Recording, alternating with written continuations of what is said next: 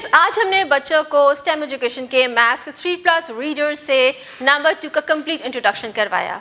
Classroom में इस number को स्टार्ट करने से पहले व्हाइट बोर्ड पे इस नंबर को राइट डाउन कीजिए। इसकी फॉर्मेशन बच्चों को ज़रूर बताइए, सैंड पे लिखना सिखाइए, फ्लैश कार्ड्स दिखाइए।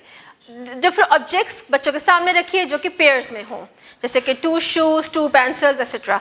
इसके अलावा 2 हैंड्स दिखा सकते हैं। अपने फेस को देखिए कि 2 बॉडी पार्ट्स कौन से हैं, 2 eyes, 2 cheeks, 2 lips etcetera etcetera.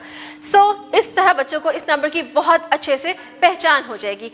Stem education की एक्टिविटीज़ ज़रूर करवाइए। आइए जानते हैं कि वो एक्टिविटीज़ कौन सी हैं।